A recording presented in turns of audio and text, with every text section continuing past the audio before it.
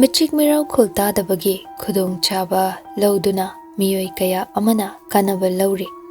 Prithibi ki kachin da leiriba lam khudingmak nongmagi thodok thoktaba mafam leite. Mayam sigi haurakfam kadaidagi haure. Wafam asi thiba mathau taribani. Matang asida lingjel manaba mathau tai. Numidangi pung nipan muktarakpa duwaida. Sinthoibaga mekiras kado ningthemgi mayumromda lai. Lambidu sangbana pung ani hena changthokre. Mafamdu yaubada pung tara khazik hentak tawi. Gari do gate khame. Tapli changlai. Mekiras khudang da siriba ghari do haifet yengi. Pung kya tarage haiduna. Pung du khra thinglamle. Nakanda lepliba sinthoibada yengduna tablapna haire. Pung shidi thingini. Tumam madrane. Khangdene. Lekai mina la namuk lo kidoi sala. Lo haifet yengasi. Si haiduna gate do haifet lonsin bra haina namduna yengi. Lonsin lamde. Gate do hangdokduna manungramda tapli changle. Yumdudi imam mamle may thande. Mapandagi yenglakpada karishu uba ngamdre. Anidu su sumang matonduda may haklipi. Sumangdagi kaurabade thangnaba mina kay khan khrani khanduna mangon tamna lagduna ngay haklip lagale. Kaubudu phasadre haiduna thonglomda changlakduna thongduda nok tawi. Faneam kuina kok tawra phau tade. Anam kanba mekirasni. Tokte ningkibasi honglaroi haibagi matawgom adumak leptana thille. Taraba male manungdagi nupi khonjelda taplapna. Kanano? Ainy, Mekiras. Manungdagi nupido mingdu taraduna thong hangtore. Mekiras nupido ubada nokfetawi. Atay kanashu nate. Ningthemgi macha nupini. Nupido di sakfam honglakte. Adumak tuminna leplagale. Hangli wahang kaya ama. Chinbal di fongda midyeng tana. Wahang kaya ama. Mekiras su midyeng na hangliba wahang du khangladuna taplap khumlay. Laiba si matang di chadre. Adubo wahang ama khangningbana ay siya mapam sila laibani. Sawganu ko. Rosni taplap na khumlay. Hoy. Manung da famaga warisa na bayagadro. Roshni nga WakhaL khali. Ahing da manung da pusiluraga fataba thabak tawrakadra haina su khalibani. Ahing ni kana su taroy. Kizaba duzungba phawi. Aduba muksu khali. Ashumna di tawrakloi haina khali. Thokriba thodok singduna Mekiras adumna khak tawrakloi haina khali. Nupa anido tuminna lay. Marak thachinba tawde. Anido su khalibani. Chingnafam thoi sauruba yaroy. Fattaba khunai asida mahakna kashu tawdrabaso chingnafam thokpani. Rosni taplapna. Kay wari sana se haino. Wari kara. Babaga marilay na baoy gatawribra. Mekiras paukum kumde nokfeta magtawi. Rosni minoktuda gyan tare. Sanadoriba wari do araiba oiroy haiba mga khangi. Rosni maghamuk taraduna. Yumsida lakpa khudingmak. Babagi maramgi ngaktane. Sikraba ipabu. Nakoy mayamna nauhongna chingthoga. Aikoibu halibase kaygino. Hobada lalaiba wahise hanayargi. Maram amagidamag aikoy lakpani. Kakabu nauhongna ningsinganba najade. Ahenba wari leite. Adugi maramda aikoy kaiso khangjade. Khangningba leiradi thigatpiyo. Aikoydi khangjadre. Si haiduna thongdu lonsinkige tawi. Mekiras thongduda makhutuna tap phai. Aduga taplapna. Mating khazikni jagidawani. Mating pangbiningdrabo. Angamba mating natinirakadoido. Bangba ngamjaroy. Mekiras surasangba maholaga Roshni da tatu yengduna. Aikoyna maramoiraga imungsida waba yam piri haiba ai khangi. Wahi kharasina peloi haiba su khangjai. Lali ngakpiyo haiba wahise hanjin haira phau ngakpipam thoktabani. Thodok khudingmak thokhaningba thodok amata nate. Afaba nungaiba punsi haraute yamna leiba punsi duni. Mipum khudingna pamnaribase. Adubu poklaklabanina nungaibaga awabaga punna loina duna leiba tabani. Leiroi haiba yabrani. Awaba haiba saruk ningamdaba haiba saruk sisu yauribani. Akoigi mahausa tangba bai. Wari ningamdraiduna wafamdada sum tungoina na leigadra. Kauthokpa haiba thauna ashisu piramlibani. Kauthokpa khrasu tamsi. Roshni Mekiras ki wafamduda mitlu anido pina pik thangalei. Kapli tauduna. Lande haiba waise. Aina koida sungai hainingdi. Baba na punsi lomkribada. Takoina ni. Aigi baba do kishu landa report na maram oiraga. Wadu makha taba ngamdre khonjali thokta kaplei. Mekiras nungai taba subhawi mataudo adubo ma kai haini khangdabana domin lei. Wa makha taningabaso wahai khuding ngangkriba waduna pal ama oiduna thingjintre. Ahumdo naihakti tumin laini. Wa makha tanade amana amadasu yengnade. Leimaida lukthaduna adumak leinei. Tanchaduda imungromdagi ahal nupi ama soli thoglei. Leiramliba makhoi ahumduda tingak yengduna lei. Mekiras ubada amukka hena ngakre. Tablapna ibungo kari tawba lakbano. Khonjelduda ahummak khonjeldugi maikai tamna yenglei. Mekiras nokfet tawna ine ima kaitabai thoglei no. Ahaldo machanupido onsalakduna tablapna hai mapanda khonjel khara tabadudane ima se thoklaklibani. Thokraga sungsang su changlaktabaduda kari tawba yaurage khandunane ima thoklaibanine. Imungda pothabiramo ima ai laage. Ahaldo imungromda changkhige tawbadu ubada Mekiras nanghorroi matagum ine thanglamba khongthangdu chaplepe aduga maningda haifet onthokduna Mekiras te yengduna kaidawre bungo ine wari sanaba yagadro hojikbo kari wari no ne.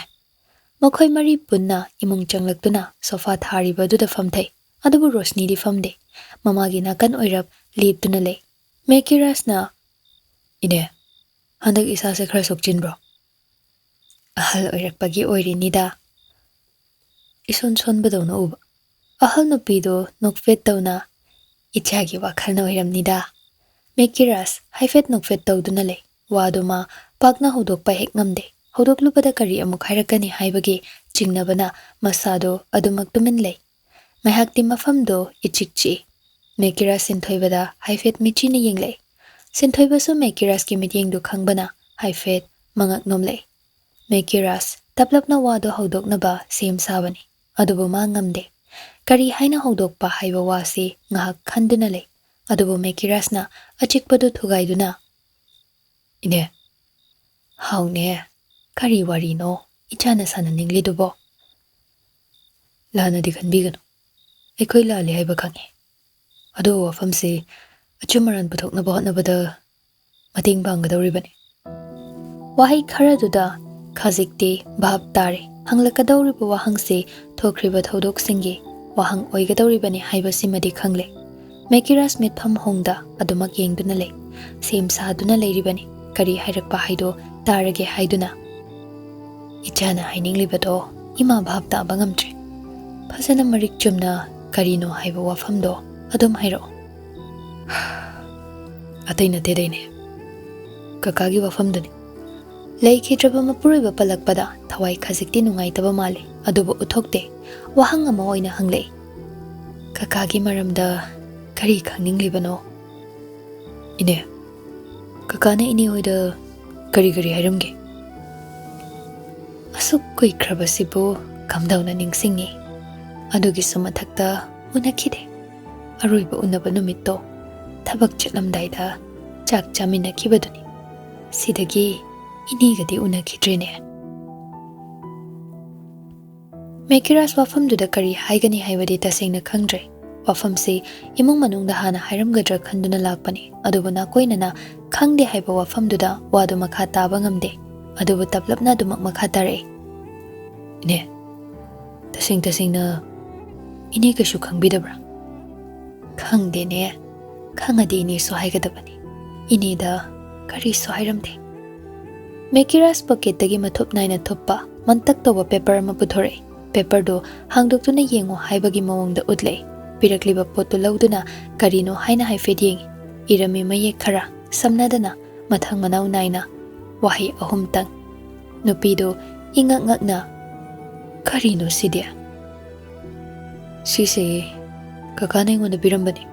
Ahaldo Mekiras te yengduna lei paukhomdi khumlakte Mekiras wadu makha tarai. Kakana jail da laktuna pirambani. Aina jail da leiring. Aisu numituda aroibani unaba. Matung taba unakhidre. Rosni marak fat thattuna. Sigi maramgini. Babana ikhoiba thadoktuna chatkribasi. Mekiras Rosni da haifet yenglai. Aduba wahi amatade hairakte. Machagi waduda machada onsinduna chaibagi maungda mamaduna.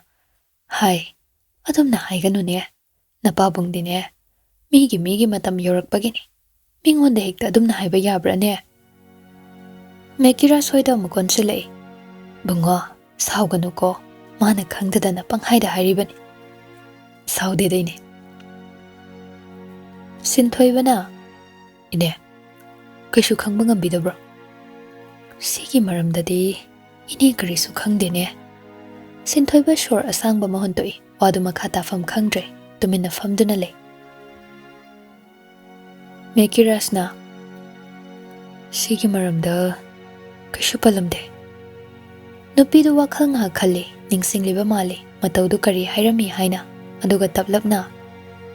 Nong manumit amada wa amagi maramda pankre. Noina hairibasigi oigadra haibade ai khangde. Adubu thoidokpa lusinadi khangba ngamde. Supnagi wawri ki wani. Kai wafam noine. Report ki proof oiba yaba video masung photo fangi. Adubu madu wawa laubadi yadre haiba wasi khakni hairamliba. Atai ahenbade kariso hairamde. Mekiras ka sinthoibaga do tumina amuk laikre. Aduga taplapna. Kakasi reporter nattaba atopa thabak tawrabro. Onka kakasi reporter nattaba atopa thabak tawrambra. Oja oirami baduni. Hanagi school do da. Adubu laibak thibana school do kairi. Chakhom di mai mutpa yadabani na ma reporter room sida changkribani. Course ke katam laga oikibra natraga khangnaba mana chingsinduna yauhan kibra kamdaba podo. Tamlake certificate dine masing sunaba paibani. Ama natraga ama. Oh. Nupidu mangda famliba nupa aniduda marau leiba mityeng ama yengduna tentakpa wahi ama hairai. Inhina khangladi haigadabani. Khangdabana upai leite. Nakhoigi kakana so aingonda kaisho hairamde do. Nupa anido wahaiduda adumak yengduna lei. Nakanda leptuna leiriba Rosni su yengle mama ibe maduda. Nupiduna wa makha tarakdringaida mana oina nokfet tawna. Thengi. Mina ukraga imai jabu khairo lekaigi misingna phajana ngangnabirar. Nupa aniduna wa makha tarakdringaida mana oina nokfet tawna. Ibungo thengi. Mina ukragane imai jabu khairo lekaigi misingna phajana ngangnabirar. Icha singa sigidi haluko. Wahai se haram laga hogatuna chatkre. Upai leite nupa anidu so hogalaktuna thoglei. Garida anidu wari sana duna lai. Sinthoibana. Mabu kashu khangamoidrone. Khangamni. Haidok ningdriba kaiduro maiduba. Mityengdo wahang yamle. Aroibada yengliba mityengdo nang uhobra. Ude. Tasing na wafam amadi loli. Sinthoibana. Ningthema do khakna pangbanati. Thanamliba proof mayamdo ma thawaina thiraklasanu haibagi maungdani. Nafam dairamido. Mana wana thiduna fanglibado. Kaidongnungda lemna manghalo. Nang manbrane. Pod amabu wana matam changna thiraga madubu miyamda fongdana tumina thamkidrane. Apangba mi mana phawbane. Adugumba thabakta tawroidameki. Adune kharadi khangi haiba ai khangi. Mayumda khudam kharadi shoidana leramgani. Adudi toina chatpa mathaudar. Numit khara hausinkre mani tomba thaba khar komlakle thoisnagi manakta chatse haiba wafamdo matang chare khanduna nongma rojarga anidu haunaduna lai. Anidu rumda changamdai khautak chai. Hanglugadaba wari singduda anidu tasingna khautak chabani. Adubu hangdaba yadaba oibana adumak changlei. Thongdo haifet nok tawi. Sanahal kanano khanduna thoglei nupa ani leptun lerambadu ubada ngaklapna. Kanano ne. Thoisnagi mamanabani. Nai haibaduda hangbalakpani babo. Ise Khangudre, chango. Asomna ani du room duda changle, Thoishna kanano haina yenglakpada, Roserga, Mani tombaga oirambaduda, ngaklapna yengduna le, Mani tomba nok fet tawna. Thoishna, khara farabo, hakchang kamay dawrage. Khara fare. Mani tomba na, paudi kuire tab, aise thabagdagi mai le thoga lakpa yadraba, adugini, sawa yadeko. Saudeda. Kay uwi nangamdrino. Sanahal na uwi na kumay. Khangdre day bungo. Laibag tina tamami.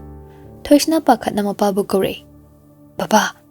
Sanahal machada yengi. Aduga haige taramba wado. Machagi mit yengduda. Wado makata kidre.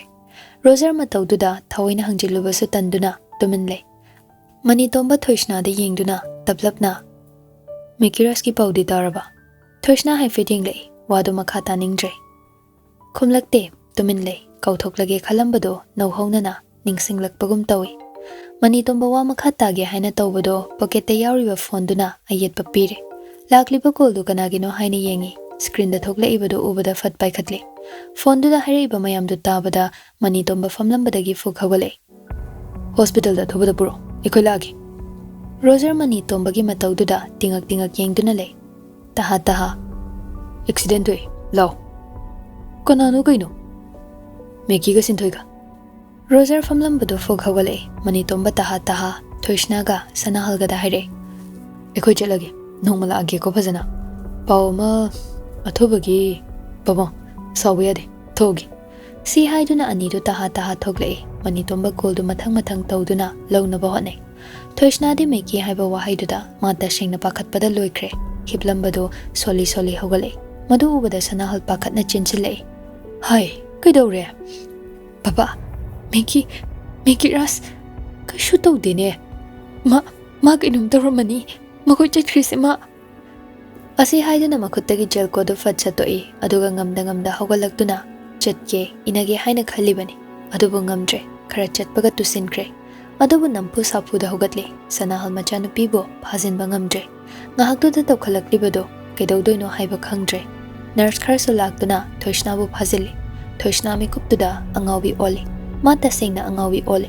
Nahan makai shonduna hagat papaw ngamdaduna leirambado ngasidi arayba thawna puthokduna phajin balakshin bangamdre mitmangda su ure nokmi tawba saktamdo mong hada nokfet tawba matawdo tablapna so kawraklaboy ningi Sana Thoishna khonjal thokna kable yarui chitkiba yarui kaino kaidano nangna chalise nangna ibosu wahalise kaigino Inak tam tadi lauba. Ay yaw makari. Ay unin trabo. Ay kapobong na ning traba ba Miki. Ningsing lagpagum tawrari tatana. Miki ras na mapamda hayramba wahay karado. Hanjin. Ay na nawanda. Yambong ko ro ay tanay ba na dyan. Argi ni isi. Ko. Yambong ko. Nang nupada mingko ba daw haydi. Yambong ko umi. Ay nang nahay ba ilang iba. Ay kaurage. Nang nahay ba daw? Ay kaurage. Yambong chat kino. Lao. Yambong nang chat kino. Nanagdaling danalay sa ning bani. Nafamda nung siningay taw ning bani. Tamlam draba ay gilay bagta. Waraw ba sulay sa de. Penda ba sulay sa de. Waraw do na chat traba hay na. Mipay ba puglay. Ling danalay biyo. Ay gi inagda. Ay gi tamoy dalay biyo. Thoishna. Masado waba na loire. Sordo thabet honduna tablap haire. Yambong, ay nang manong si, ay matadok to na chatkino ba? Ay yambong, ay matadok to na chatkino. Wahay se hay do na, panglamba mito tabli ushin kre, tablap na machinda susole. Yambong,